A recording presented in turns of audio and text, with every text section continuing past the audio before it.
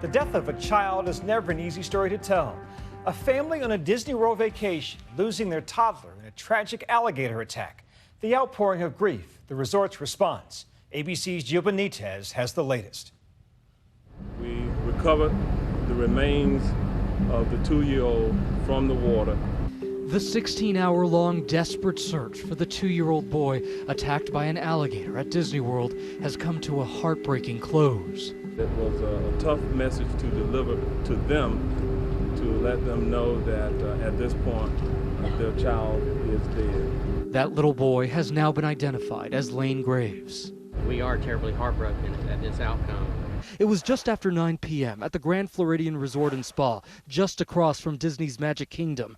The Graves family of 4 from Nebraska, 3 days into their vacation, enjoying the sandy beach. Lane standing in ankle-deep water when the 5 to 7 foot alligator emerged and attacked him. His father, Matt, struggled to pry the boy from the gator's grip. He did actually wrestle with the gator to try to recover his son. Disney World today closed all beaches on the property. 5 alligators were removed from the lagoon during the search for that boy. We're going to continue to go out and look for alligators and make sure we have done everything we can and all the due diligence to make sure we've taken that alligator out.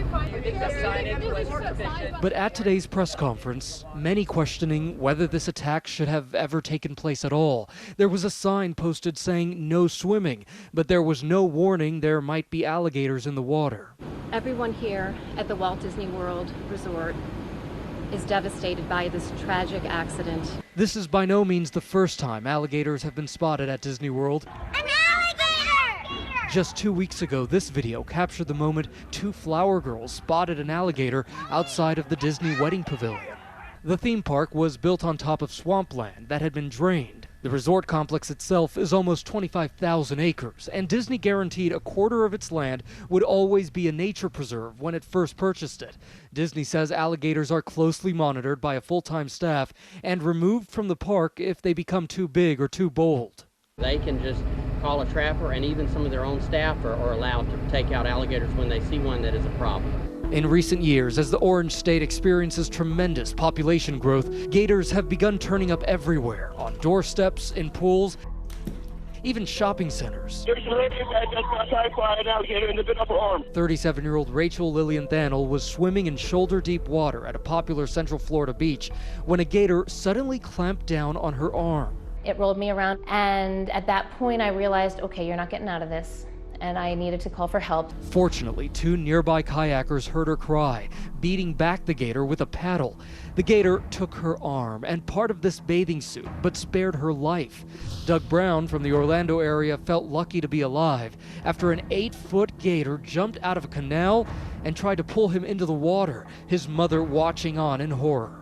I was thinking, oh my God, it's got my son. Summoning all his courage, the 45-year-old managed to pull his hand out of the gator's grip. I just had to get my hand out quick or I was going for a swim. The Florida Fish and Wildlife Conservation Commission says there are 7 unprovoked gator bites every year requiring medical attention. But overall, the odds of getting attacked is only about 1 in 2.5 million. But some find the power of these massive prehistoric animals alluring. Some even hunt for them. The Stokes family in Alabama captured a true behemoth, 15 feet even, 1,011.5 pounds. And next door in Mississippi, meet Beth Trammell and her family of unusual gator hunters.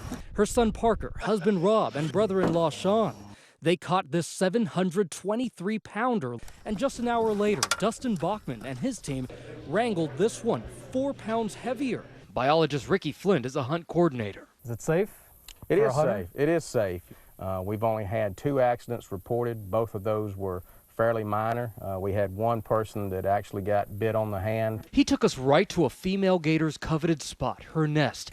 He says they are so big because for years nobody was allowed to hunt them, so the gators kept growing in size and population, so much so they've become a dangerous nuisance. For many people here, alligators have become a problem on their property? Oh, absolutely. Goldfish ponds, swimming pools, under the deck of a house, in the highways.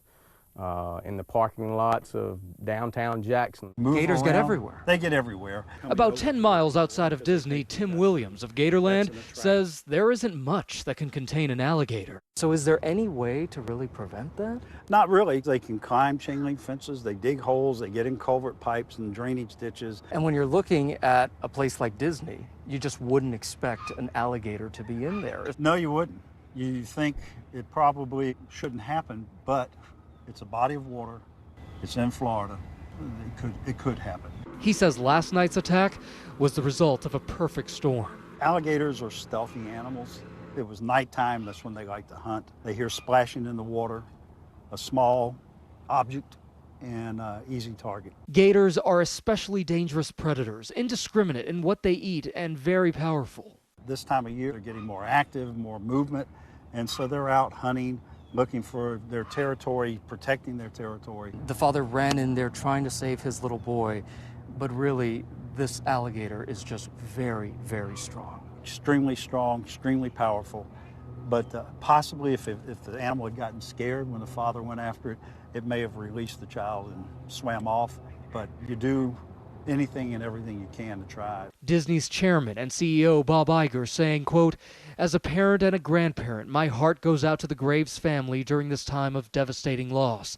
My thoughts and prayers are with them, and I know everyone at Disney joins me in offering our deepest sympathies." While most Floridians know that any body of water in Florida may contain alligators, tourists visiting from around the country often don't.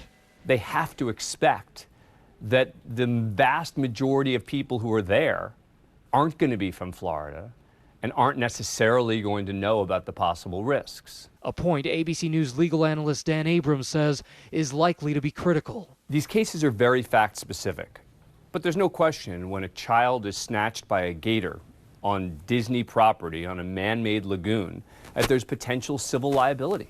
Tonight, that family delivering a message through the police. They do appreciate all of the prayers that have gone forward to allow those of us to recover their son so that they can move forward at this time with a proper burial. For Nightline, I'm Gio Benitez in Orlando.